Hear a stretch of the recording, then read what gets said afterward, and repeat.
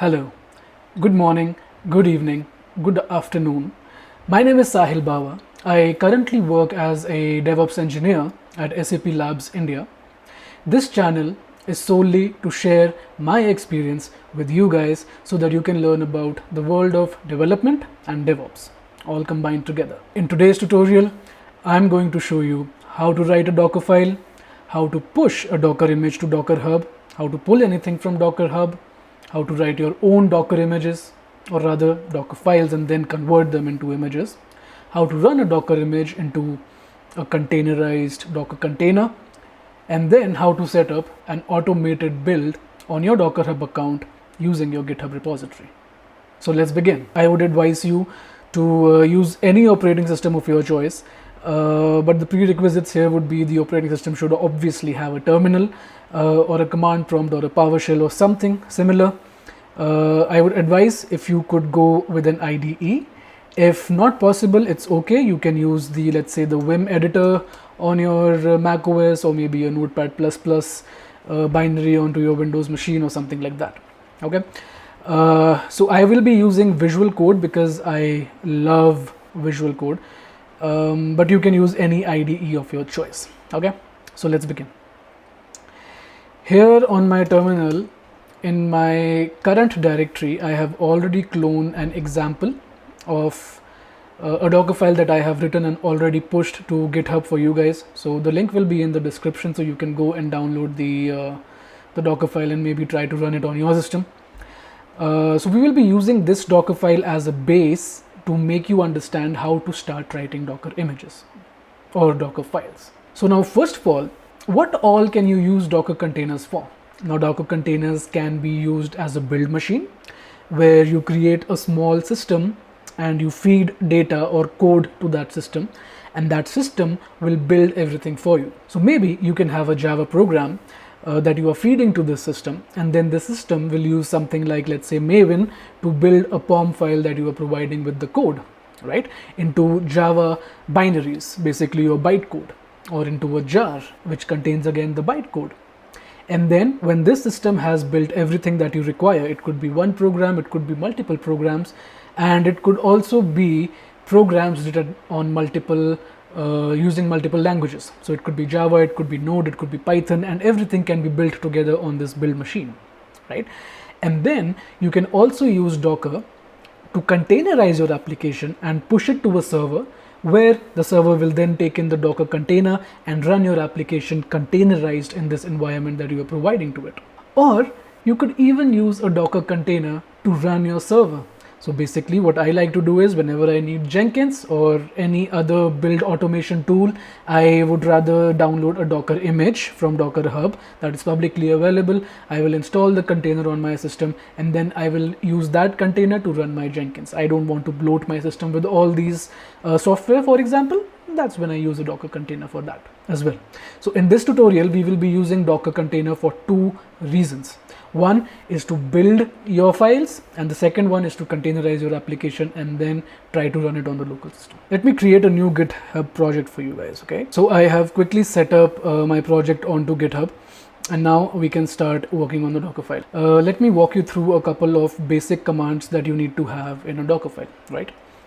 In the beginning of any Docker file, you would need a from command that tells the Docker daemon that this is the image that I want to use as a base image, and on top of this I want to do some stuff and then build my entire Docker image. Now, so if you like doing things the hard way, you can always say from scratch.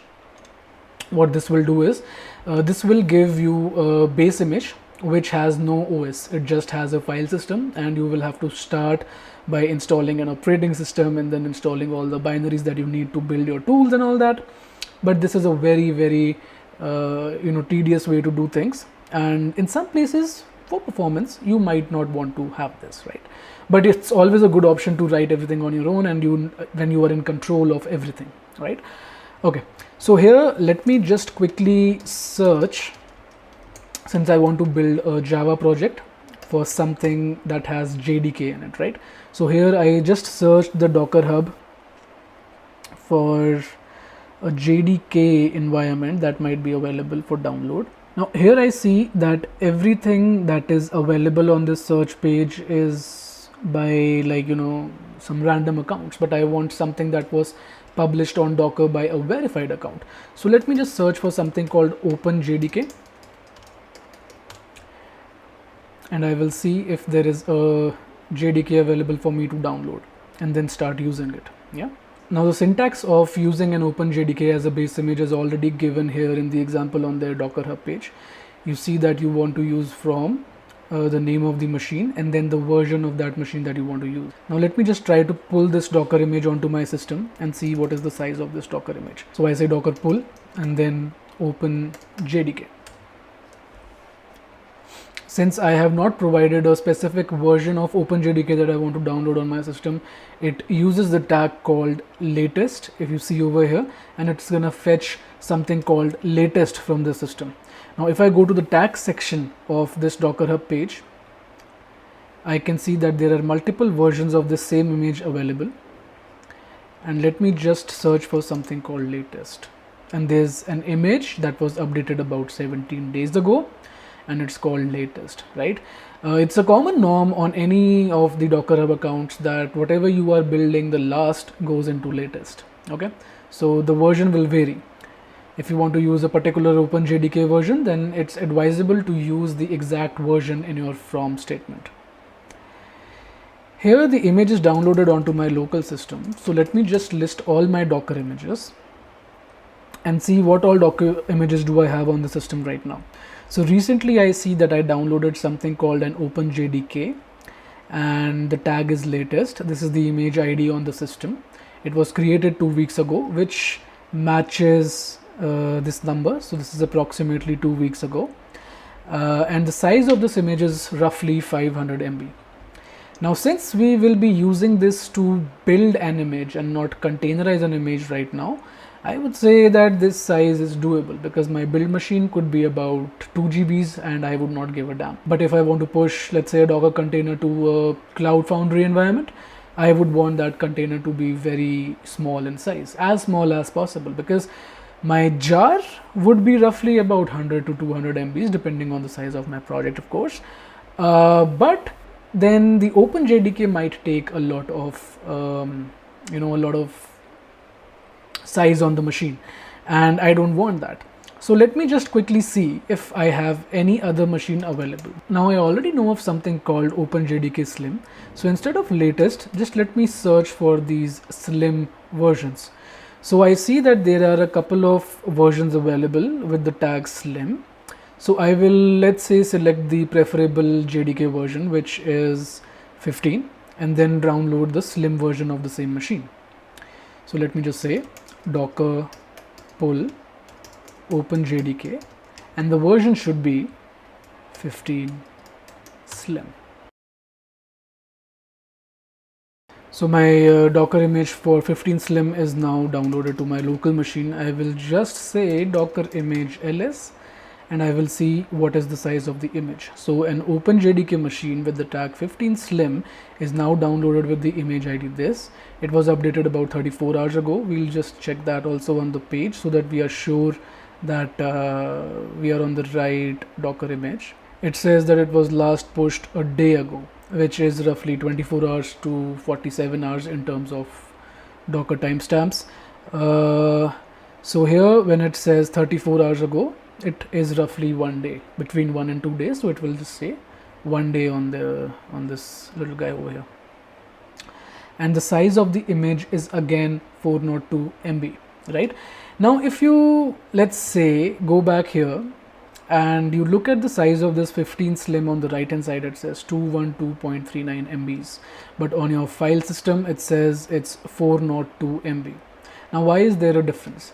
Whatever image is uploaded onto Docker Hub, it's always compressed. Here you can just see this little guy saying that, okay, this is the compressed size. So you will be ending up downloading only 200 MBs of this image, but when it expands on your system, it will take up 402 MBs of space, which is okay compared to the latest version of OpenJDK, which was almost 100 megabytes more. 400 MB is all right, fine. So let's go ahead with using this version and say from OpenJDK 15 slim. Okay. Now you need to maybe note over here that you don't need to necessarily pull these images onto your local system. I just wanted to show you how it works, and I wanted to show you what is the size, or the expanded size rather, of both of these images. So that is why I have pulled these images onto my local system, but you don't have to do that. In your Dockerfile you can just kindly mention from OpenJDK 15 slim, right? Now what do you want to do on the system? Maybe you want to build something using Maven. So does the system have Maven? Let's quickly check that as well. Here, since I have the image on my local system, I can quickly say docker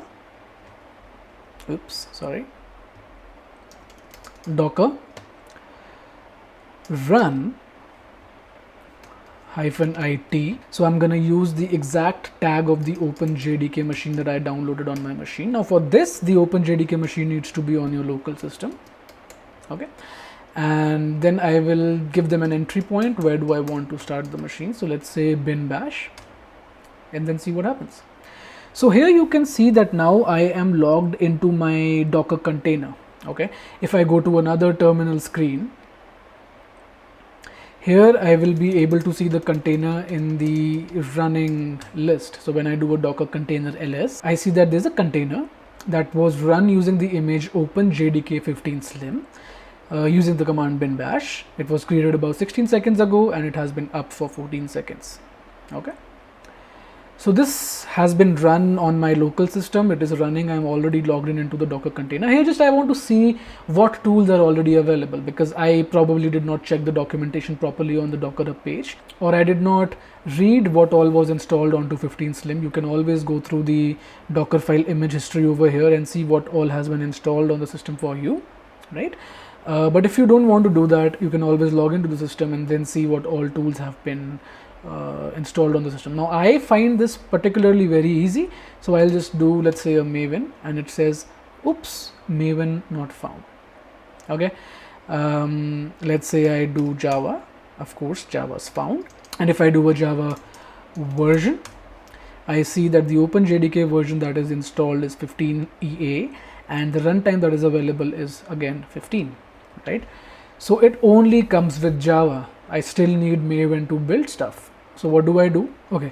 So here I have quickly set up 3 commands that will help me install Maven onto my system. So I say I want to use an argument called Maven home, and the value is user / whatever the directory of Maven is, right? And there's also a Maven version over here. Now I can give a Maven version directly here, or I can use an argument to do so. Now I prefer using arguments because it's easy to change the entire thing throughout, without changing a lot of stuff. So I will just use a Maven version here. It's called 3.5.3. Then I've got something called an environment variable, and I am then defining an environment variable called path. But what is the value of that environment variable? I say $path, which brings me the current value of the environment variable, and then I append a colon with the Maven home directory /bin. So I'm doing nothing but appending the Maven bin location into the environment variable over here, okay, called path.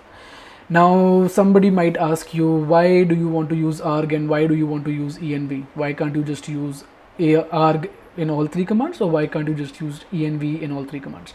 Now I find these commands almost interchangeable, but the only difference that I find useful over here is that if you have an argument, it won't transfer onto all the layers of your system. If, let's say, you create this image and you upload it somewhere and somebody else is using this image onto their systems, then the argument values will not be available to that guy in the new layer, right? But if you are setting an environment variable, then that environment variable will be accessible throughout all the layers. In case you are changing it later, that's another story. But if it's not changed throughout your Dockerfile definition, then this environment will be available in all the layers after this particular declaration over here. Okay. So what am I doing in the run command? This run command is used to run or install particular binaries that you want to have on a system. It can be used to run any shell or bash command that comes to your mind. Okay, so what I'm doing is I'm just doing an apt get update to update my apt packages, and then I am curling this location of Maven and I'm using this Maven version that I defined as an argument here.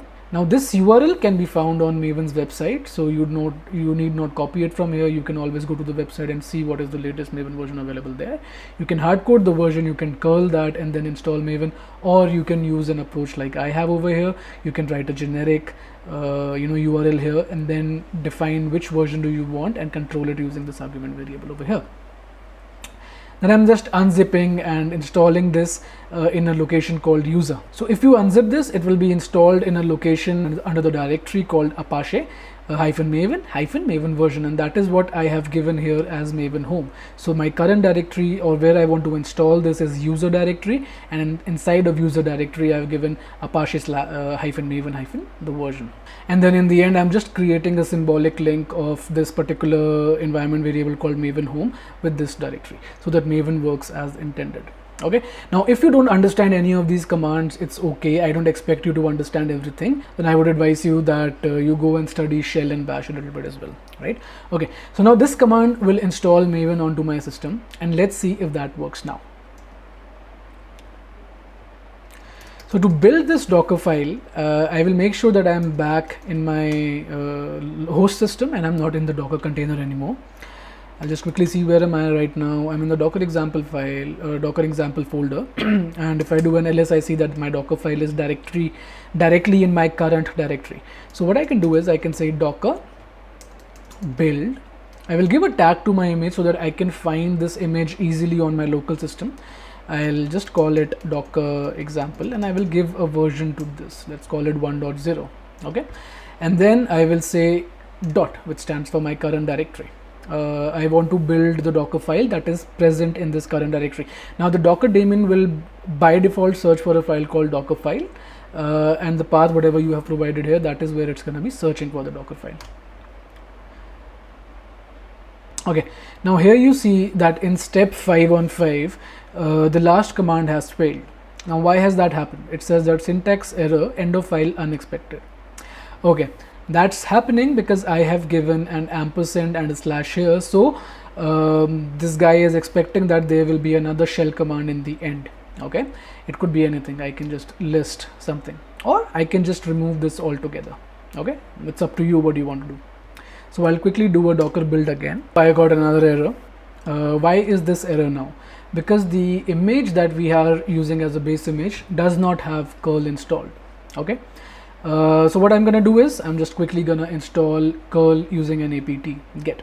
Now you might be wondering, why did I earlier use apt and then not install anything using an apt get? Because I just wanted to show you what kind of errors can you encounter when you are dealing with Docker files. So let me try to build it again. So now it says successfully built this image, and the image has been tagged as docker example 1.0.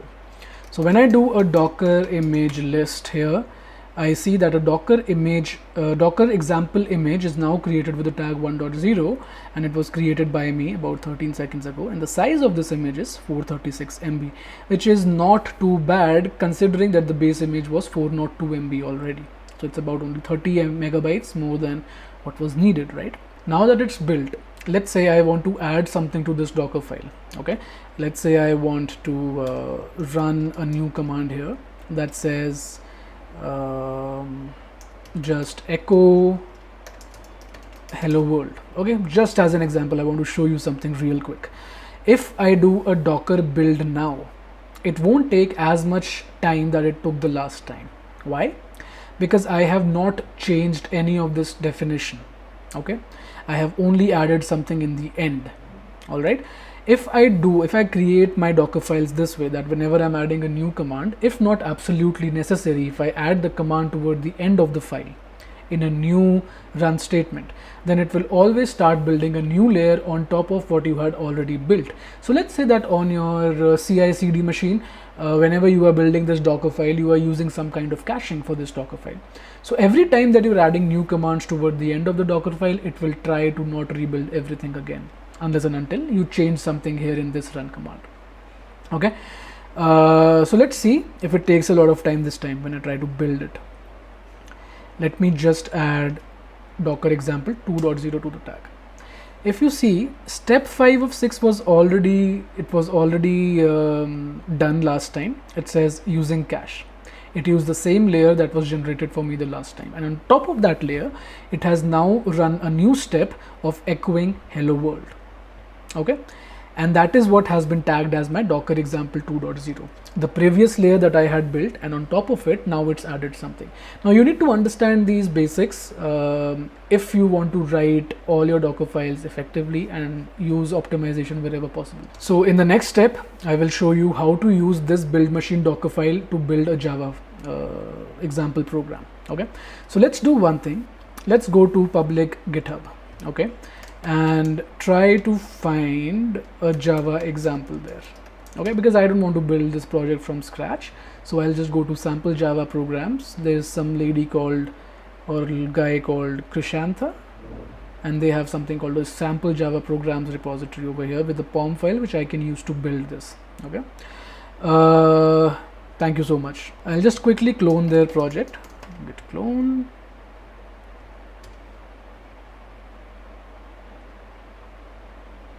Okay, and I will do one thing.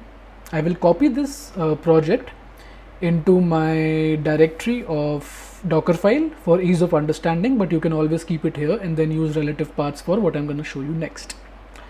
Okay, so I'll just copy this Java, what is it called? It's called sample Java programs. Sample Java programs into my directory, which is Docker example / sample Java programs. Okay,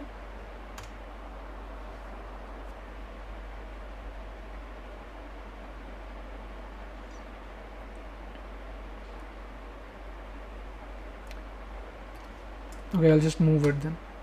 Okay, now if I go to my Docker example and I list everything here, you see that we have something called sample Java programs, and if I list everything inside sample Java programs, I see that there's the POM file directly inside sample Java program.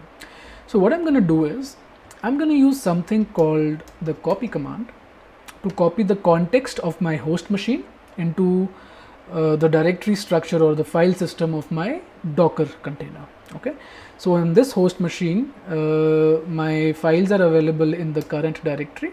Okay, and let's say I want to move it to a folder called run program onto my file system.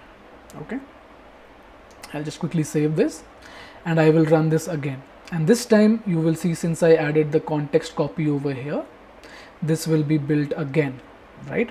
But I don't want to waste my time or yours, so let's just take this copy and put it in the end of the file. Okay, now this time only this layer will be built. So let's just do a Docker build with a version 3.0.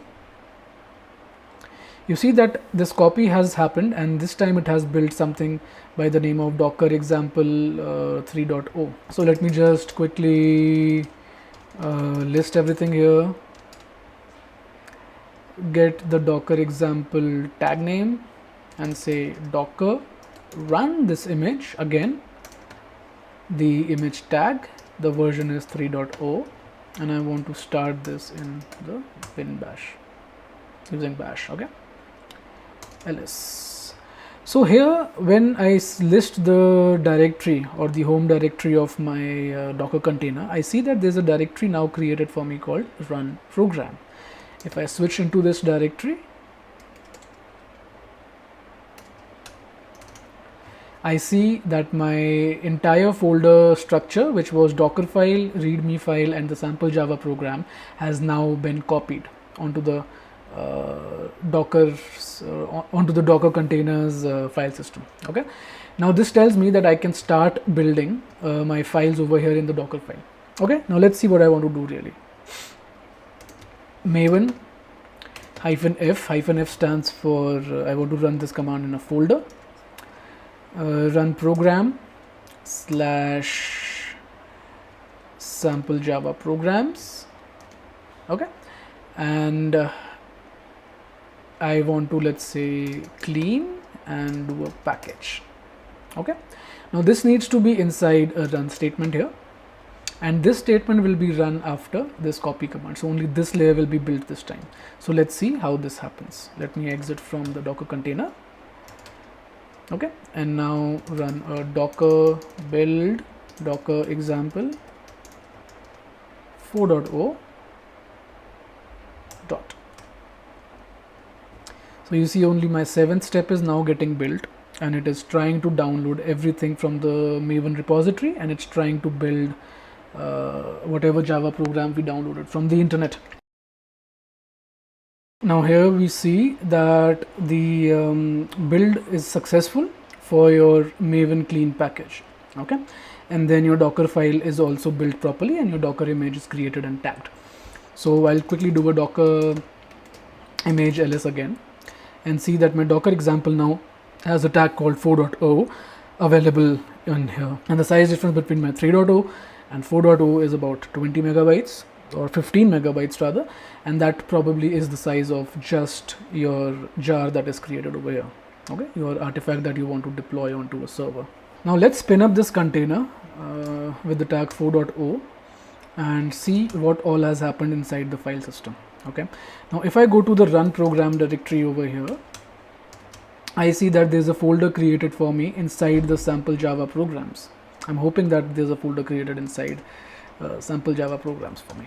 Okay, now since this was a multi-module Java program, all these modules have been built using this parent POM, and then all the POMs inside each of these directories are then built, and then all your built artifacts are transferred to the target directory. So if I scoot over into the target directory, I see that there's a jar file created for me called original allocations.jar. Okay, so now that is it for today's session. We have now learned how to write a Dockerfile as a build machine, which will be able to help you build your stuff. You can build one program or you can build multiple programs. Okay, you can install one type of dependency. For example, I'm using an OpenJDK machine and I installed the Maven dependency, and then I am using Maven to build my stuff. I can also install Node in this apt-get section, and then I can use my Node modules as well alongside my Maven artifacts. Okay, now this Dockerfile will then be used as a build machine only. In the next part of the same session, I am going to show you how to use this built Docker image and the artifacts inside of this Docker image, how to use them into a different process of your build pipeline, and use these artifacts to containerize them into containers and then deploy onto servers. Okay, so that is what we are going to be learning in the next class. I hope you enjoyed the video. I hope you learned something today. If you did, please make sure that you like this video and also subscribe to this channel. I will be pushing this Dockerfile onto my GitHub, and the link will be present in the description down below. So make sure that you go and check this Dockerfile out. Thank you.